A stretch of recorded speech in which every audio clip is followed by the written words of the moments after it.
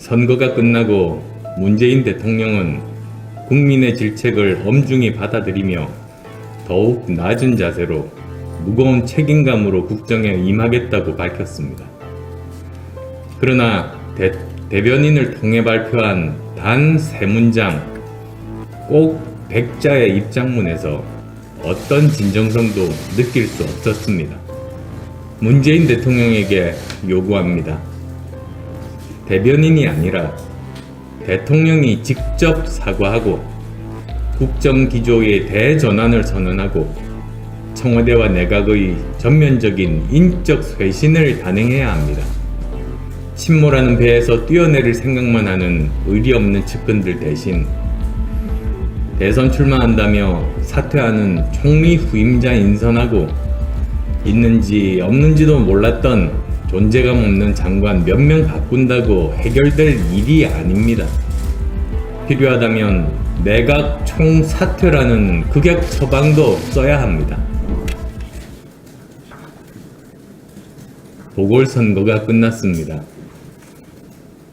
이제 정치권은 이번 선거에서 나타난 민심의 요구를 겸허히 받아들여 민생과 경제, 특히 코로나19에 지친 국민들의 일상으로의 복귀를 앞당기는데 최선을 다해야 합니다.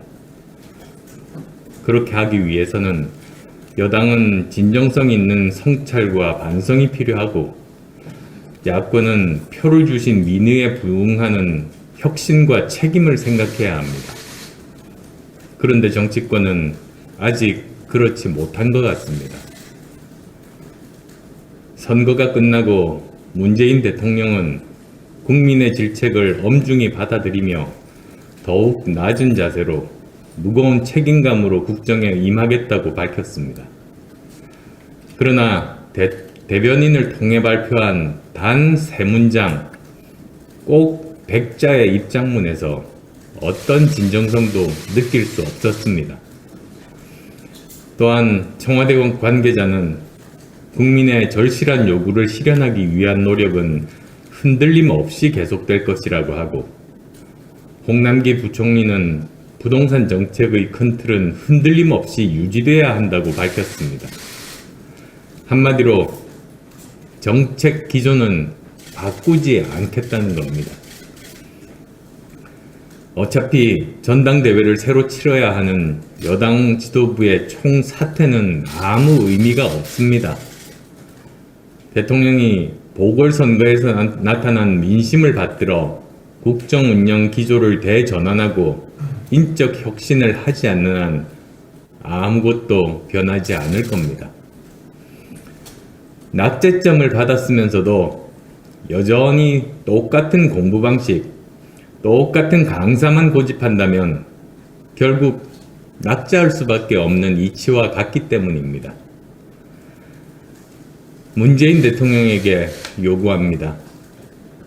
대변인이 아니라 대통령이 직접 사과하고 국정기조의 대전환을 선언하고 청와대와 내각의 전면적인 인적 쇄신을 단행해야 합니다.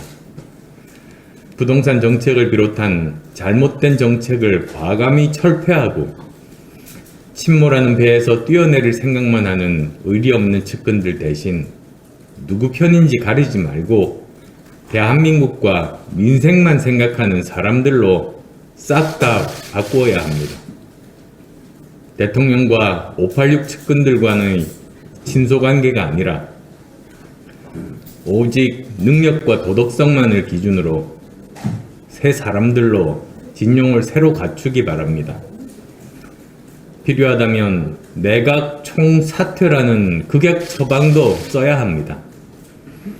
대선 출마한다며 사퇴하는 총리 후임자 인선하고 있는지 없는지도 몰랐던 존재감 없는 장관 몇 명 바꾼다고 해결될 일이 아닙니다. 근본적인 정책 실패와 떠나간 민심에 꼼수는 통하지 않습니다. 상처를 덧나게 할 뿐입니다.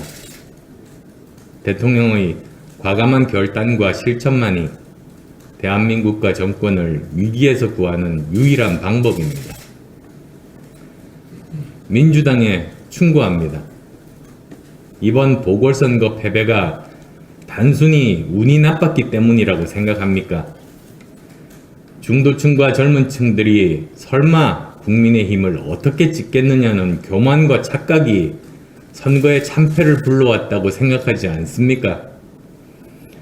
무엇이 잘못됐는지, 패배의 근본적인 원인이 무엇인지 객관적이고 냉정하게 살피지 못하고 아직도 지지층이 바라는 개혁을 제대로 하지 못해서 선거에 졌다고 생각한다면 그것은 민의에 정면으로 역행하고 맞서는 겁니다.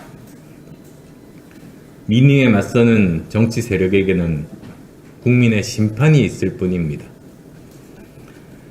대통령의 청와대 쇄신과 내각 개편을 요구한 것과 마찬가지로 여당도 이 수준에 걸맞는 쇄신을 단행해야 합니다. 성추행 시장 때문에 생긴 보궐선거에서 2차 가해를 일삼은 자들, 온갖 가식과 위선을 떨던 부동산 내로남불의 주역들부터 확실히 걷어내고 국민께 용서를 비는 것부터 시작해야 할 겁니다. 이번 보궐선거 결과는 코로나19 때문에 유예됐던 민심에 준엄한 심판이었다는 것을 명심하고 국민이 주신 180석의 권력을 자신들의 사익과 정략적 이익이 아닌 오직 국민과 민생만을 위해서 써야 할 겁니다. 그래야 솟아날 구멍이 생길 겁니다. 야권도 더욱 노력해야 합니다. 여당의 패배는 정책 실패, 그리고 교만과 독선에 따른 총체적 국정 파탄의 결과였습니다. 마찬가지로 야권의 승리는 야권이 잘해서라기보다는 여당의 실정과 LH 사태에 따른 반사 이익에 힘입은 바가 컸습니다. 야권 스스로 우리가 잘해서 이겼다는 교만에 빠지는 순간 야권의 혁신 동력은 약해지고 정권 교체에 대한 절박함도 사라질 겁니다. 그러면 시장 선거에서 이기고도 대선에서 패배하는 결과를 초래할 수 있습니다. 모두 더 몸을 낮추고 더 겸손한 자세로 변화와 혁신에 더 박차를 가해야 합니다. 국민들께서는 이번 보궐선거에서 야권의 힘을 모아주셨지만 이러한 심판의 열기가 계속된다는 보장은 없습니다. 이제 국민들은 야권에게 압도적인 지지를 보내주신 후에 선거 전 여당에게 들이대시던 잣대를 야권에도 들이대실 겁니다. 야권을 여당 대하듯 하실 겁니다. 그 기대, 그 기준을 충족시킬 수 있느냐 없느냐가 정권 교체의 성공 여부를 결정할 겁니다. 야권은 대통합과 정권 교체의 기조에 맞는 비전과 내용을 채워야 합니다. 문재인 정권의 실정에 따른 반사 이익만 바라면서 정권 교체를 기대할 수 없습니다. 제대로 된 야권이라면 문재인 정권의 실패가 대한민국의 실패로 이어지는 것을 막는 데 최선을 다해야 합니다. 문재인 정권의 잘못을 통렬하게 지적하고 비판하면서도 만일 문재인 정권이 늦게나마 정신을 차리고 제대로 국정을 운영하겠다는 변화의 의지를 확실히 보여준다면 협력할 것은 협력하면서 야권의 역할을 해야 할 겁니다. 혁신적 대통합과 정권 교체의 길은 어렵지 않습니다. 야권이 여당처럼 책임감을 가지고 고민하고 야권답게 행동하는 것입니다. 대한민국의 미래와 민생에 대해서는 여당보다 더 나은 비전, 더 강한 책임감을 보여드리고 변화와 혁신의 강도에 있어서는 스스로를 채찍질할 때만이 국민께서 이번 보궐선거에서 보여주신 것보다 더 큰 신뢰와 지지를 야권에 보내주실 겁니다. 국민의당과 저 안철수 더 변화하고 더 노력하겠습니다. 더 많은 당원 동지, 지지자, 국민의 말씀을 경청하면서 대통합과 정권 교체의 길로 달려가겠습니다.